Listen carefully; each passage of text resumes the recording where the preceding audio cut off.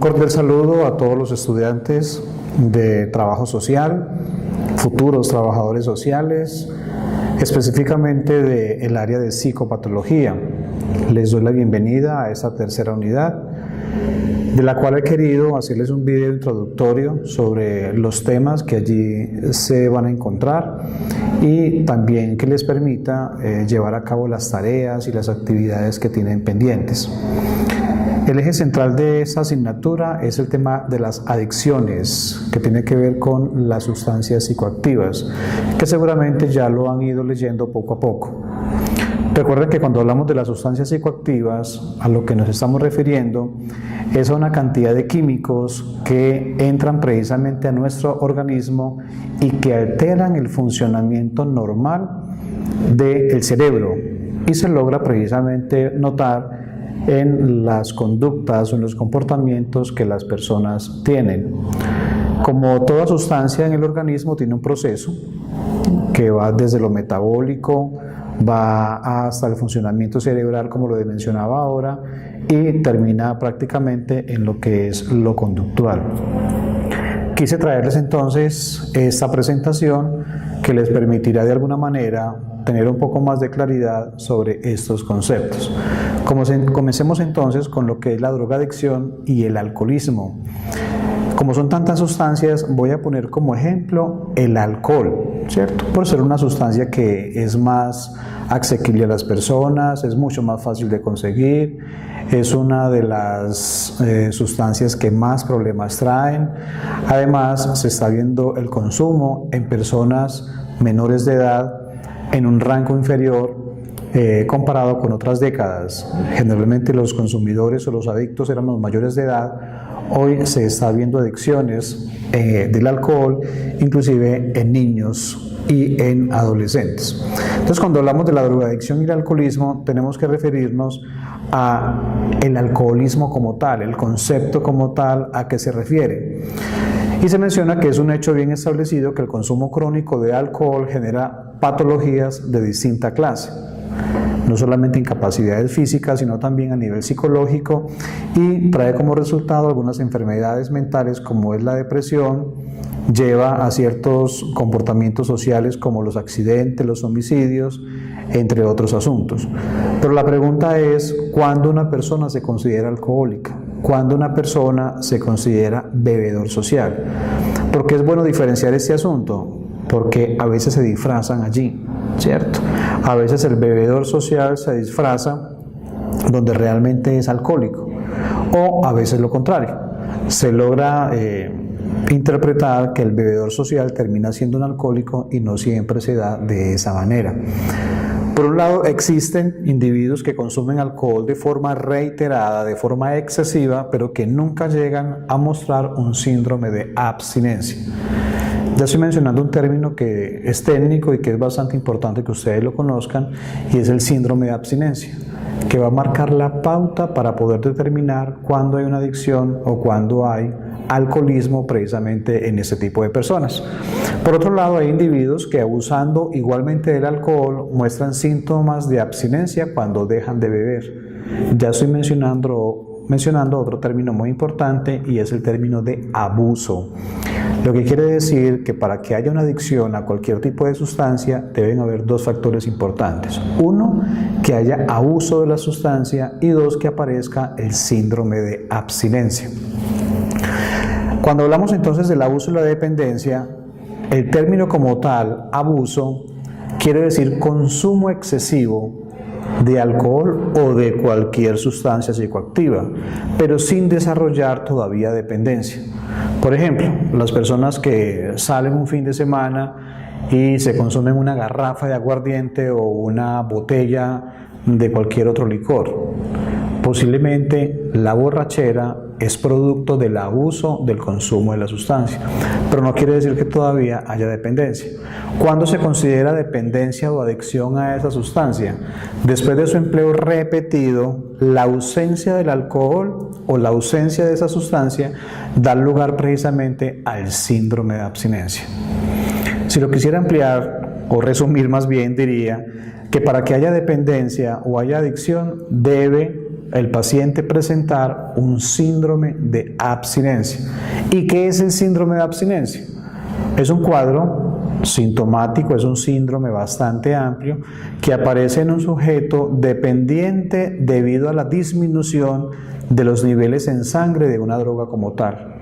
Se produce a las pocas horas de la abstinencia de esto, lo que quiere decir que el síndrome de abstinencia surge como consecuencia de la ausencia de consumo de la sustancia. Llámese marihuana, llámese alcohol, llámese cocaína o cualquier otro tipo de sustancia. Pero también recuerden que hay adicciones que no tienen que ver necesariamente con drogas psicoactivas. La ludopatía, por ejemplo, que es una adicción al juego, también cumple con estos términos.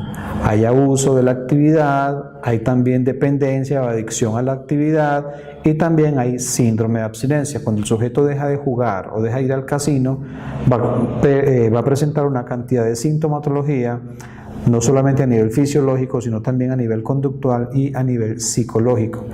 En las personas alcohólicas o en los alcohólicos, ese síndrome de abstinencia se presenta con hiperreactividad, hiperactividad o movimientos o conductas estereotipadas, inquietud constante, temblores generalmente en las manos, en alguna parte del cuerpo, hay una ansiedad constante y una necesidad constante por beber, mal genio, irritabilidad, inquietud, como lo mencionaba ahora, e inclusive les puede quitar hasta el sueño, pendiente o pensando constantemente en la sustancia, y en algunas personas puede producir alucinosis, es decir, puede presentar alucinaciones o episodios psicóticos debido a la ausencia del consumo. Entonces fíjense que un claro indicio de que hay adicción o hay dependencia a la droga o a la actividad como tal es precisamente el síndrome de abstinencia, que lo vamos a reconocer por esa cantidad de síntomas que acabo de mencionar. En las personas que son alcohólicas, dependientes al alcohol, eso significa que no pueden dejar de beber de forma espontánea. Deben entrar en un proceso, en un tratamiento en el cual profesionales como ustedes deben abordar ese tipo de personas o de sujetos para ayudarles a disminuir precisamente el consumo de la sustancia. Cuanto mayor es la necesidad de beber, más difícil le resulta abandonar el consumo, y lo contrario, cuanto más asequible sea la sustancia, más complicado va a ser que el personaje deje precisamente de consumir.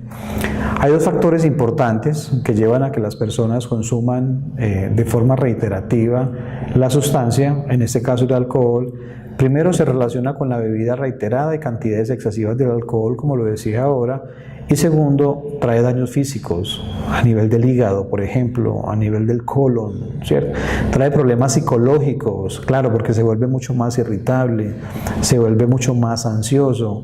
Sus pensamientos van orientados precisamente hacia la sustancia como tal y cómo conseguirla. Dificultades a nivel social, económico, ¿cierto? Yo creo que todos sabemos que el adicto, sus mayores ingresos van precisamente a gastar o a comprar en la sustancia a la cual está dependiendo. Generalmente hay amigos que siempre contribuyen a que ese tipo de patologías se mantengan, ¿cierto?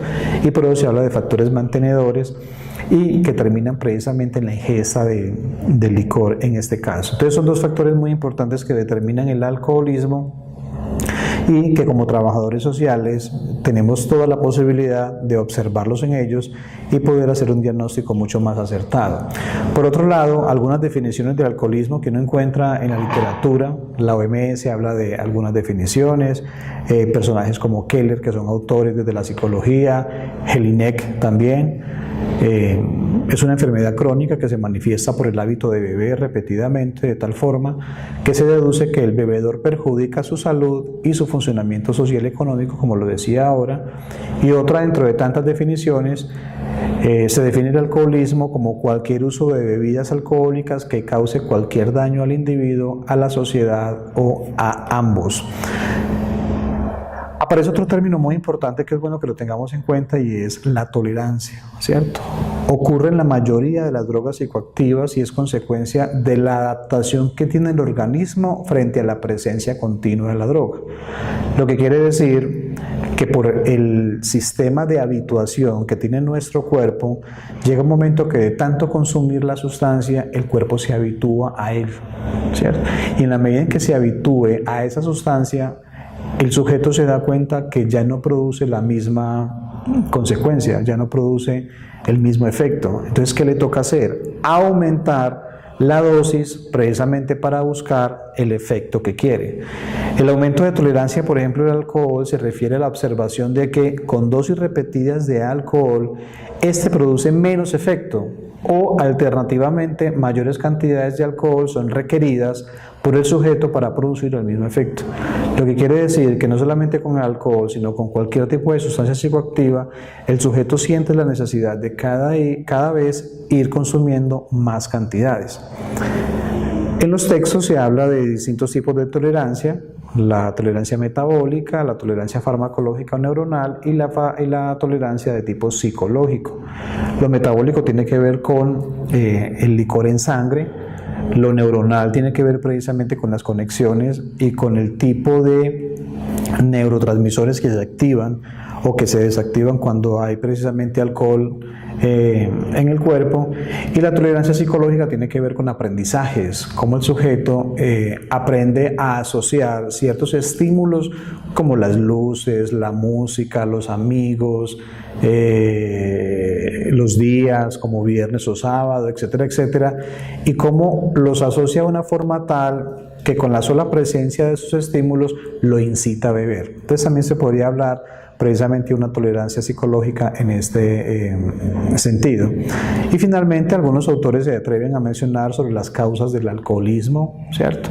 Partiendo de la idea de que es una enfermedad condicionada por la exposición continua del cuerpo al alcohol. Esta se caracteriza precisamente por el deseo insaciable de beber.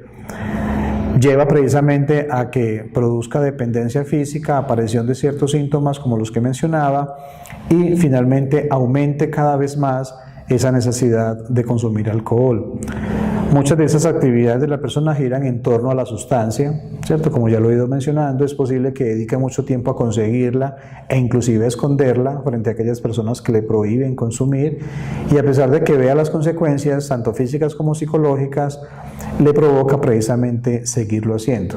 Generalmente las personas adictas dicen, después lo dejo, o voy a tomar por esos días y ya en enero comienzo a dejarlo de consumir, ¿cierto?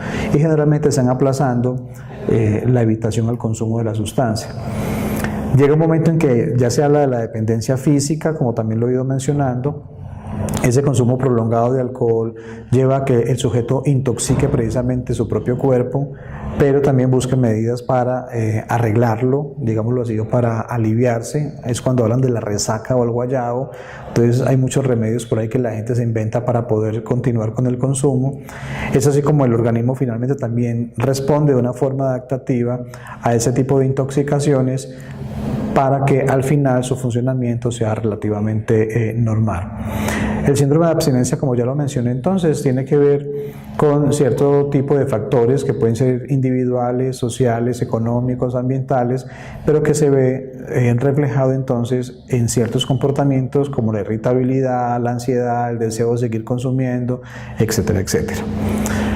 Lo que quería entonces en este video era precisamente hablarle de estos asuntos o de estos conceptos que son buenos que ustedes como trabajadores sociales los tengan en cuenta para poder diferenciar cuando hay un abuso, cuando hay un consumo, cuando hay una dependencia, cuando hay adicción, qué es un síndrome de abstinencia, las consecuencias que trae el consumo de sustancias, y finalmente el tema de la tolerancia, que repito, lleva a que la persona cada vez quiera consumir más. Espero haya sido de mucha utilidad el video, y los invito entonces a que desarrollemos y llevemos a cabo estas dos actividades que nos están pidiendo en la unidad número 3.